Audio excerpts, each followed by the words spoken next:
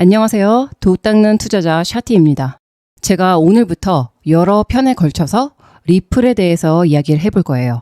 오늘은 그 첫 시간으로 가장 근본적인 이야기를 할 건데, 우리가 과거에 겪어왔던 1차, 2차, 3차 산업혁명은 그 시대마다 당대의 혁신적인 기술이 등장하면서 사회적으로, 경제적으로 큰 변화를 이끌어왔죠. 그런데 이 세 차례의 산업혁명을 연결이라는 관점에서 바라보면 조금 더 본질적인 흐름이 보입니다. 과거의 시대는 단절되고 파편화되어 있었어요. 지리적 거리, 시간 차이, 정보의 격차가 세상을 단절시키는 장벽이었죠. 그런데 산업혁명이 거듭되면서 기술의 진보가 이 장벽들을 하나씩 허물어 왔습니다. 1차 산업혁명이 있기 전에는 사람이나 물건 그리고 정보가 국경을 넘어 멀리 이동할 수 없었죠. 그런데 증기기관이 발명되고 기차와 선박이 등장하면서 지리적 거리라는 장벽이 무너집니다.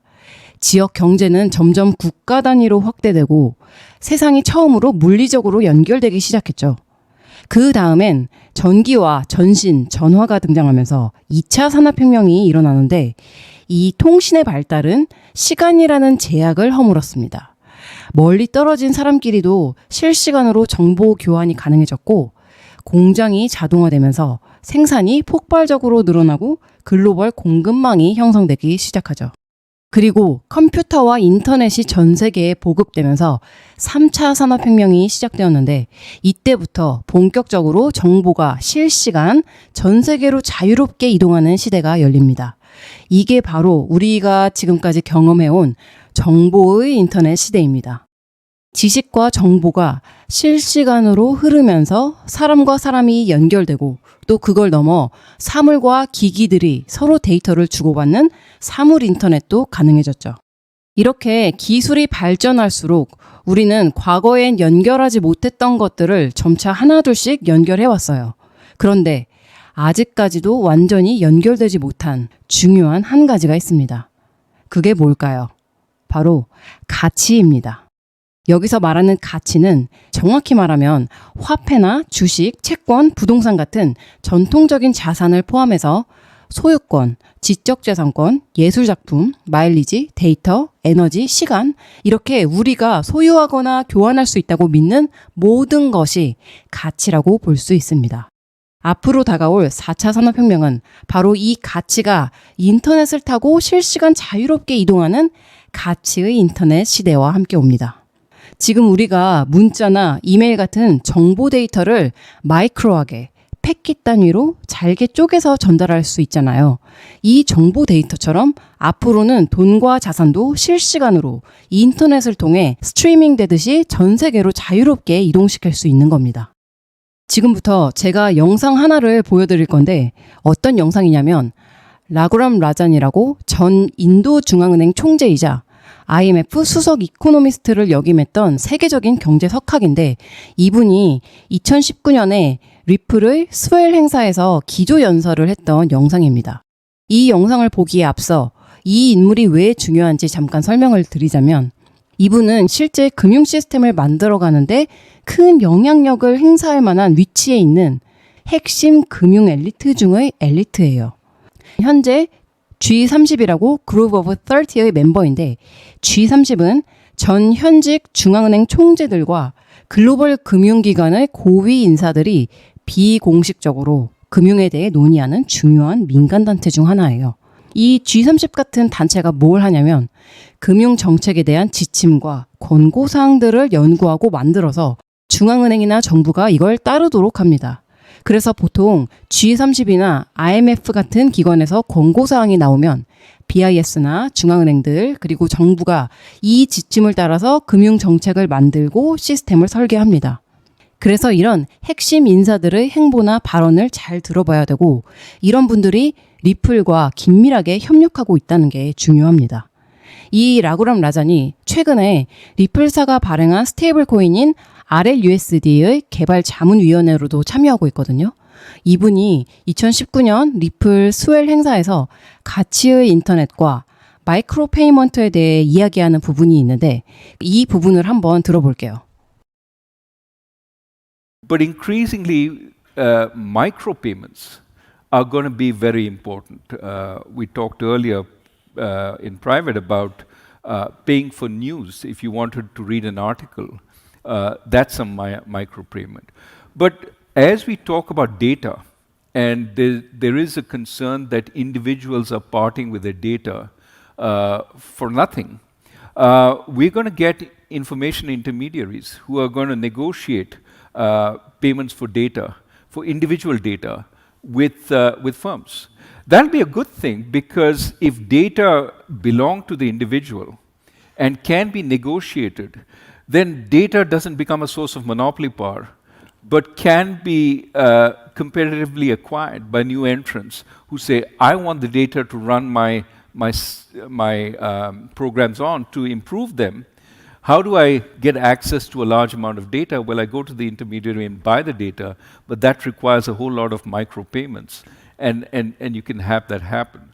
So in that sense, I think decentralization, becoming smaller, dealing with really small payments, all that is where technology can help and can first allow power to be more dispersed, trust to be dispersed, but also allow a breakup of some of the monopolies that we worry about increasingly in this world.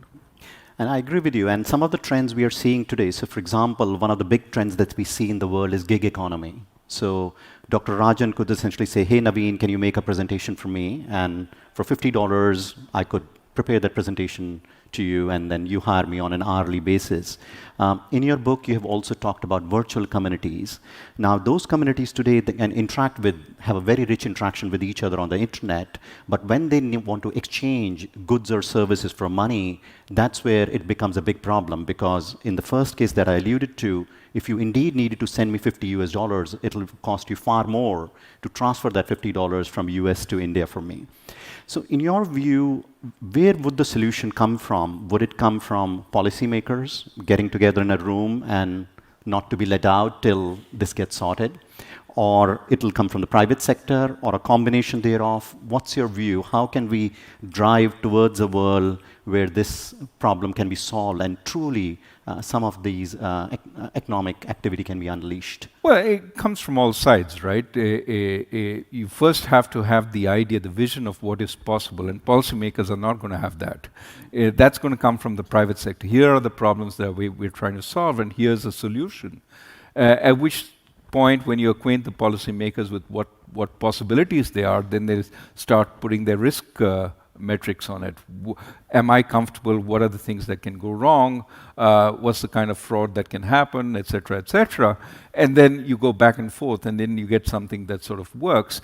Now, sometimes, the private sector operates in the background at a small level before it comes to the notice of policymakers. So you iron out the bugs, many of the bugs early on, so that there is a solution which is largely tried and tested before it comes to the policymakers. And of course, now we have a whole lot of eager policymakers who understand the value of technology.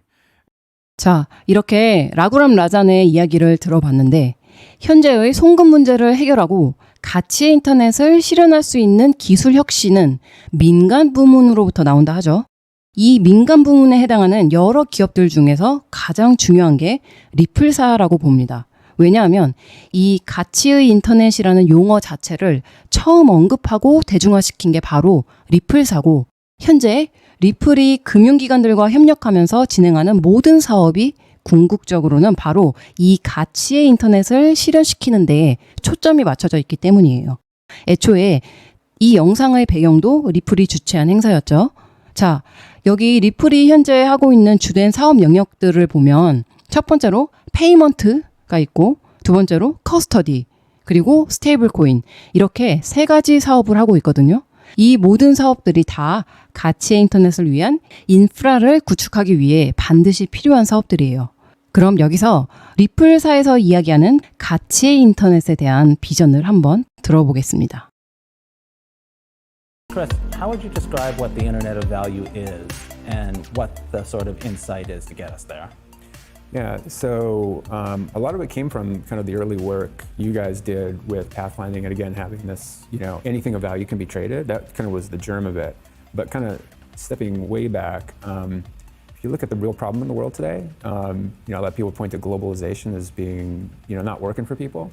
And we would say, no, it's not that it's not working, it's just it's a work in progress, right? It's incomplete.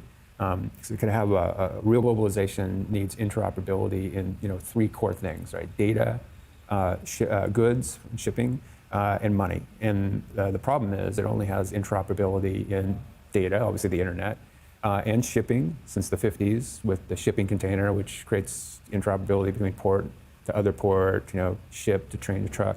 But you don't have that with money. Money networks don't interoperate. And if you have that, now billions of people are onboarded into a real working, kind of system of globalization. And that's upon us. I think that's really what we're trying to build here. And I think the need is very, very evident now because you have companies that have very, very light infrastructure or none in the areas they serve. If you talk to folks at the Bill and Melinda Gates Foundation who do a ton of work in the financial infrastructure, of the world, the big thing that they're trying to accomplish is to allow people to send as little as 50 cents, somebody in the developing world, if they're really going to be a participant in the global economy. And that's just impossible today, right? I mean, it's really even impossible to send $50 from the US to Europe without it being all chewed up in fees. 50 cents is just not on the table. But in a world now, this kind of internet of value, combining things like ILP and XRP, that is absolutely possible. That is, so frictionless and so fast, it completely changes the economics. And then beyond, those billions of people that need to send 50 cents, think about the trillions of devices and code that needs to be able to send, 10,000th of a cent. That is also enabled through what's going on here. So pretty exciting.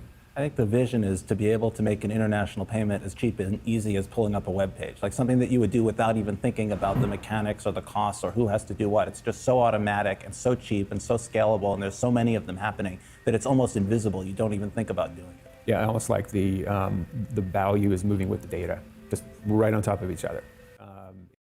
자, 오늘은 이렇게 가치의 인터넷이 왜 중요하고 이게 리플사의 궁극적인 비전이라는 걸 알아봤어요. 다음 영상에서는 조금 더 구체적으로 이 가치의 인터넷을 구현하기 위해 실질적으로 필요한 기술들에 대해 이야기해 볼 건데요. 이 내용들이 매우 중요하기 때문에 여러 편에 걸쳐서 설명을 드릴 거고 아마 여러분이 앞으로 이 영상들을 다 보시면 리플과 XRP에 대해서는 확실하게 이해하실 수 있을 거예요. 그럼 오늘 영상 끝까지 시청해 주셔서 감사드리고 다음 영상에서 뵐게요. 감사합니다.